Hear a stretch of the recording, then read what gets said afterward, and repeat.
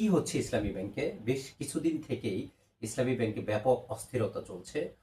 এই অস্থিরতার মূল কারণ কি? আজকে আমরা সেটাই জানবো। ইসলামী ব্যাংকের মূল অস্থিরতা হচ্ছে যে এই ব্যাংক একটা সময় প্রতিষ্ঠা করেছিলেন জামাতের যারা সমর্থিত ব্যক্তি ছিলেন তারা।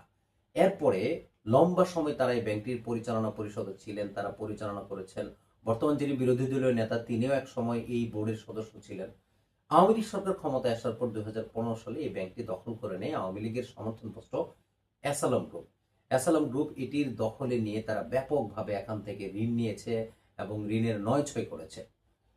আওয়ামী লীগের পতনের পর এই ইসলামী ব্যাংকের পরিচালনা পরিষদের দায়িত্ব আবার জামাত সমর্থিত ব্যক্তিদের হাতে চলে আসে।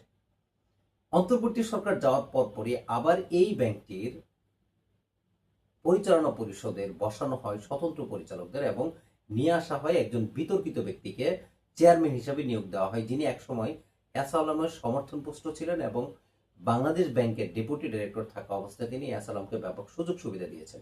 এমন একজন বিতর্কিত ব্যক্তিকে যখন ইসলামী ব্যাংকের চেয়ারম্যান হিসেবে নিয়োগ দেওয়া হলো, তখন জামাতের যারা গ্রাহক বা জামাত সমর্থিত ব্যক্তি যারা, তারা এটার ব্যাপক প্রতিবাদ করলো এবং এটা তারা ঘোষণা দিল যতক্ষণ না পর্যন্ত এসালামের সমর্থনপত্র এই ব্যক্তিকে যতক্ষণ না পর্যন্ত অপসারণ করা হবে ততক্ষণ তারা আন্দোলন করবেন। এই আন্দোলন কিন্তু বেশ কিছুদিন থেকেই চলছে, আমরা দেখছি।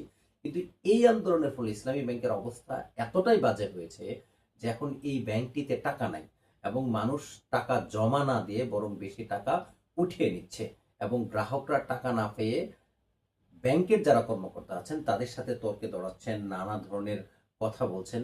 ফলে এই যে বাংলাদেশের সবচেয়ে বড় প্রাইভেট ব্যাংকটির এখন যে আস্থাহীনতার সংকটে পড়েছে, এর জন্য গ্রাহক যারা আছেন তারা মূলত সরকারকে দায়ী করছেন। তাদের কথায় সরকার এখান থেকে আবারও আওয়ামী লীগের মতো টাকা উঠিয়ে নিতে চায়, আবারও এসালামকে তারা এই ব্যাংকটিতে পুনঃপ্রতিষ্ঠিত করতে চায়। এই যে সরকার এবং গ্রাহক ফোরাম বা জামাতের নেতাদের মধ্যে যে দ্বন্দ্ব, এই দ্বন্দ্বে কিন্তু ব্যাংকটির অবস্থা এখন খুবই নাজুক এবং এই ব্যাংকটির ভবিষ্যৎ কি সেটা হয়তো বা আরো বেশি কিছুদিন গেলেই বোঝা যাবে এই ব্যাংকটির আসলে কোন দিকে যাচ্ছে এবং ব্যাংকটির অবস্থায় বা কি হবে।